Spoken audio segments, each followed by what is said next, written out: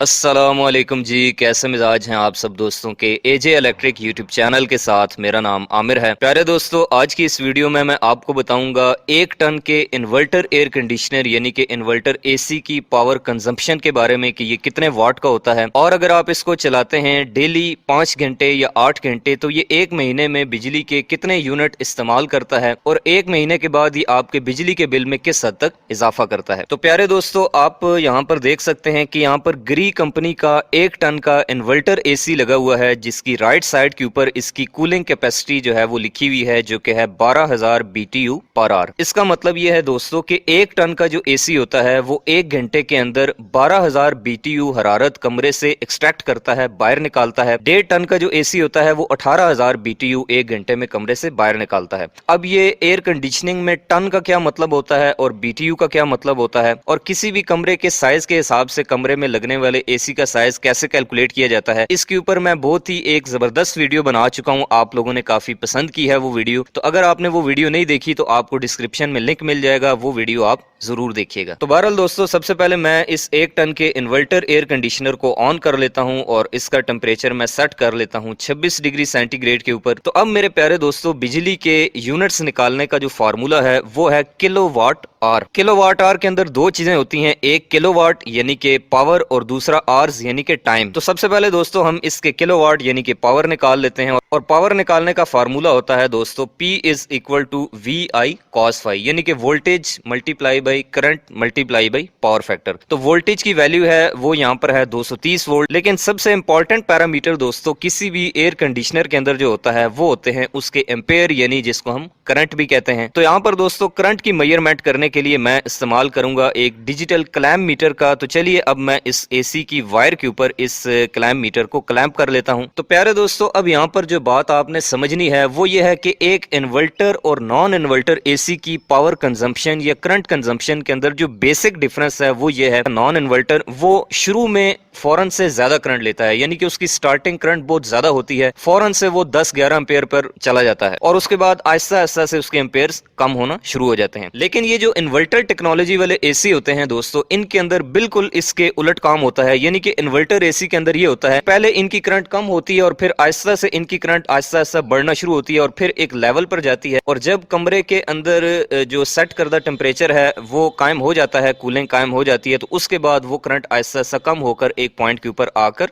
रुक जाती है और उसके बाद जो एसी का आउटडोर यूनिट है वो भी बंद हो जाता है। तो अब यहाँ पर दोस्तों जैसा कि आप देख रहे हैं कि मैंने जैसे ही इस क्लैम्प मीटर को एसी के ऊपर क्लैम्प किया है इसकी वायर के ऊपर, तो इसकी करंट जो है वो स्टार्ट हुई है 0.7 एम्पेयर से और अब ये करंट आहिस्ता आहिस्ता बढ़ रही है। और दोस्तों ये जो करंट है इन्वर्टर एसी की, 1 टन के एसी की, इसकी करंट जब मौसम गर्म होता है तो आहिस्ता आहिस्ता बढ़ते बढ़ते 7 एम्पेयर तक चली जाती है। लेकिन अभी चूंकि बाहर का मौसम बड़ा बेईमान है और बड़ा सुहाना किस्म का है, तो इसलिए यहाँ पर ये जो करंट है ये 3 एम्पेयर पर ही जाकर सेट हो गई है, 3 एम्पेयर पे जाकर रुक गई है। तो ये जो 0.7 एम्पेयर से 7 एम्पेयर तक का जो सफर है दोस्तों, जो इसने 2 मिनट में तय किया है, इसका मतलब दोस्तों ये है कि इसकी जो पावर है 1 टन के इन्वर्टर एसी की, वो शुरू में 150 वाट से बढ़ना शुरू होती है और आहिस्ता आहिस्ता बढ़ते बढ़ते 1500 वाट तक जाती है और उसके बाद फिर से वो पावर आहिस्ता आहिस्ता डिक्रीज होना शुरू हो जाती है जैसे जैसे कमरे में सेट करदा जो रूम टेम्परेचर है वो पूरा हो जाता है, कमरे में कूलिंग कायम हो जाती है। और उसके बाद इस करंट की वैल्यू वापस आते आते जो है वो 2.6 तक 2.5 तक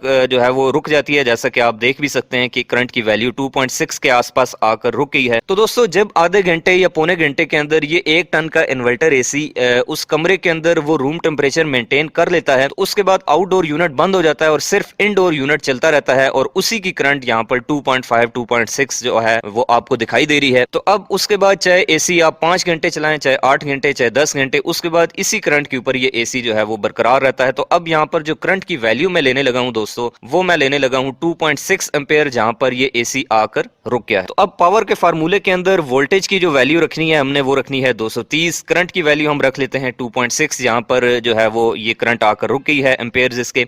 और एक चीज होती है पावर फैक्टर, जिसकी वैल्यू घर में होती है 0.9। अब ये पावर फैक्टर क्या चीज़ होती है, अगर आप इसकी पूरी दास्तान और पूरी इसकी हिस्ट्री समझना चाहते हैं तो इसके ऊपर मैं बहुत ही एक जो है वो ज़बरदस्त किस्म की वीडियो बना चुका हूं। अगर आपने नहीं देखी तो आप मेरा चैनल विजिट करके देख लें, आपको डिस्क्रिप्शन में लिंक मिल जाए। तो 2.6 एम्पेयर के ऊपर दोस्तों जो इसकी पावर बनती है वो बनती है तकरीबन 538 वाट। इसको राउंड फिगर में कर लेते हैं तकरीबन 550 वाट। तो हम कह सकते हैं दोस्तों कि 1 टन का इन्वर्टर एसी जब हमारे सेट करदा रूम टेम्परेचर पर सेट हो जाता है तो उसके बाद तकरीबन 550 वाट के करीब पावर कंज्यूम करना शुरू कर देता है। अब आउटडोर यूनिट ने कब बंद होना है ये चीज डिपेंड करती है कि आपके कमरे का साइज क्या है और बाहर का मौसम कैसा है। अब इस 550 वाट से हम निकाल लेते हैं किलोवाट, यानी कि इसको 1000 से डिवाइड कर देते हैं तो ये आंसर आएगा 0.55 किलोवाट। तो अब दोस्तों हम इससे निकाल लेते हैं यूनिट, और यूनिट निकालने के लिए मैंने आपको बताया है कि फार्मूला होता है किलोवाट आवर। इसका मतलब ये है कि हमें ये पता होना चाहिए कि हमारा ये जो 0.55 किलोवाट का लोड है ये कितने घंटे के लिए, कितने आवर्स के लिए चलता है। तो मैं यहाँ पर एक वैल्यू रख लेता हूँ 8 घंटे, यानी कि एक बंदा इस इन्वर्टर एसी को, जो ग्री कंपनी का है 1 टन का इन्वर्टर एसी है, इसको 8 घंटे चलाता है सिर्फ 24 घंटों के अंदर, यानी कि सिर्फ रात को चलाता है। आप कोई भी वैल्यू इसके ऊपर जो है वो रख सकते हैं। तो अब हमने दोस्तों 0.55 किलोवाट को मल्टीप्लाई करना है 8 आवर्स के साथ, तो ये हमारे पास एक दिन के यूनिट निकल आएंगे। तो ये आंसर आता है दोस्तों तकरीबन 4.4 यूनिट, यानी कि अगर आप 1 टन के इन्वर्टर एसी को एक दिन में 8 घंटे के लिए चलाते हैं दोस्तों, तो वो आपका उस 8 घंटों के दौरान एक दिन के अंदर 4.5 यूनिट बिजली तकरीबन इस्तेमाल करेगा। अगर आप इससे ज्यादा चलाते हैं तो आप 0.55 को उतने घंटों से मल्टीप्लाई कर दें।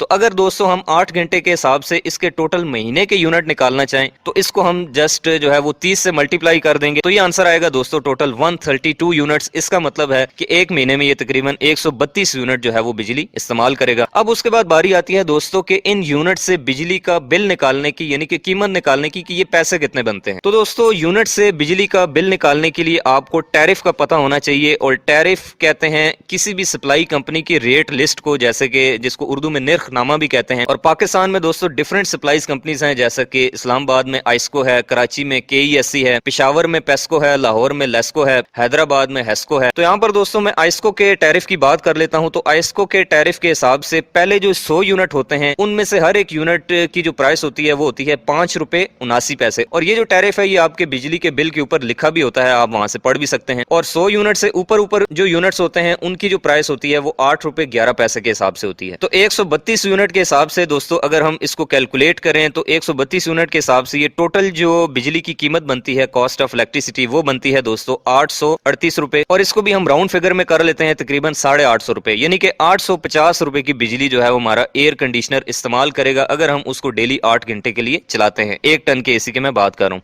अब उसके बाद दोस्तों इसमें कुछ टैक्सेस शामिल कर लेते हैं जो कि शामिल करने ही पड़ते हैं। तो 2 किस्म के टैक्सेस दोस्तों हमारे यहाँ पाकिस्तान में जो है वो लगाए जाते हैं बिजली के बिल के ऊपर। एक होते हैं गवर्नमेंट चार्जेस और दूसरे होते हैं उस सप्लाई कंपनी के चार्जेस जो कि आपके घर तक बिजली पहुंचा रही है। तो गवर्नमेंट चार्जेस में 2 किस्म के चार्जेस होते हैं दोस्तों। एक होता है ED जिसको हम इलेक्ट्रिसिटी ड्यूटी कहते हैं, और ये आपकी टोटल जो है वो कॉस्ट ऑफ इलेक्ट्रिसिटी का 1.5% लगाया जाता है। और दूसरा होता है दोस्तों GST जिसको हम जनरल सेल टैक्स कहते हैं, और इसकी जो वैल्यू पाकिस्तान में चल रही है वो है 17%। तो ED जो इलेक्ट्रिसिटी ड्यूटी है वो यहाँ पर बनती है 850 रुपए के ऊपर तकरीबन 13 रुपए, और GST बनता है इसका तकरीबन 144 रुपए। इसी तरह से अगर हम आइस्को चार्जेस यानी कि सप्लाई कंपनी के चार्जेस की बात करें तो इसके अंदर भी डिफरेंट जो है वो चार्जेस होते हैं, जैसे कि FC surcharge, fuel price adjustment हो गई, और इस तरह की और काफी चार्जेस होते हैं। तो फ्यूल प्राइस एडजस्टमेंट जो है ये क्या चीज होती है, इसके ऊपर भी मैं एक डिटेल वीडियो बना चुका हूँ। आप लोगों ने काफी उसको पसंद किया है और उससे काफी जो है वो अवाम में अवेयरनेस आई है। तो अगर आपने वो वीडियो नहीं देखी तो आप वो भी देख सकते हैं, डिस्क्रिप्शन में आपको लिंक मिल जाएगा। तो फ्यूल प्राइस एडजस्टमेंट की जो वैल्यू है दोस्तों ये लगाई जाती है 3-3 महीने के क्वार्टर के हिसाब से, जितने भी आपने यूनिट इस्तेमाल किए होते हैं उससे उसको मल्टीप्लाई किया जाता है। तो अभी मैं फ्यूल प्राइस एडजस्टमेंट की जो वैल्यू है वो ले लेता हूँ तकरीबन 1.5 रुपए। तो 1.5 रुपए यानी कि 1.5 रुपीज को जब हम 132 से मल्टीप्लाई करेंगे तो ये आंसर आएगा दोस्तों 198 रुपए। तो अब हमने टोटल जो बिल हमारा बनेगा दोस्तों वो इस तरह से बनेगा कि टोटल कॉस्ट ऑफ इलेक्ट्रिसिटी थी जो हमने बिजली इस्तेमाल की वो थी 850 रुपए, 13 रुपए हमारी इलेक्ट्रिसिटी ड्यूटी थी, 144 रुपए इसके ऊपर जीएसटी था और 198 रुपीज इसके ऊपर फ्यूल प्राइस एडजस्टमेंट थी।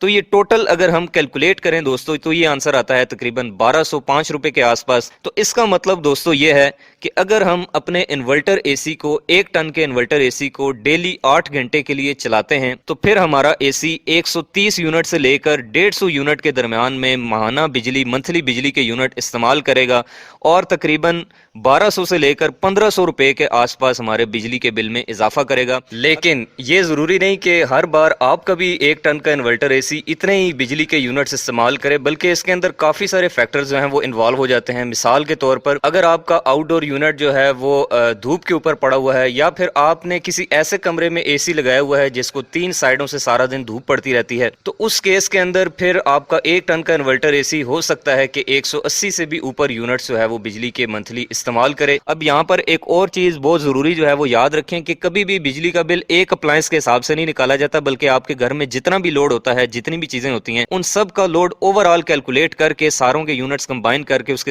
हिसाब से जो है वो आपको बिजली का बिल दिया जाता है। और ये सारी चीज टैरिफ के ऊपर डिपेंड करती है। जैसे कि अगर आपके यूनिट 200 से एक्सीड कर जाते हैं तो फिर सारे यूनिट्स को 8 रुपए 11 पैसे से मल्टीप्लाई कर दिया जाता है। तो यही वजह है दोस्तों कि जब आप घर में एसी का इस्तेमाल करते हैं तो उस वजह से ओवरऑल घर के जो यूनिट्स हैं वो आपके जो है वो टैरिफ से एक्सीड कर जाते हैं और इस तरह से ओवरऑल जो घर का बिल है वो बहुत ज्यादा आता है। और इसका एक ही हल है कि आप जो है वो 2 मीटर लगा लें ताकि आपका जो बिजली के यूनिट्स हैं वो टैरिफ के अंदर अंदर रहें। लेकिन यहाँ पर चूंकि मैं सिर्फ एसी की बात कर रहा हूँ तो इसलिए मैंने सिर्फ एसी की जो है वो यूनिट कंजम्पशन और पावर कंजम्पशन की बात की। तो मैं उम्मीद करता हूँ दोस्तों कि आपको 1 टन के इन्वर्टर एसी की जो पावर कंजम्पशन है और जो इसकी यूनिट कंजम्पशन है उसके बारे में कॉन्सेप्ट्स क्लियर हो गए होंगे।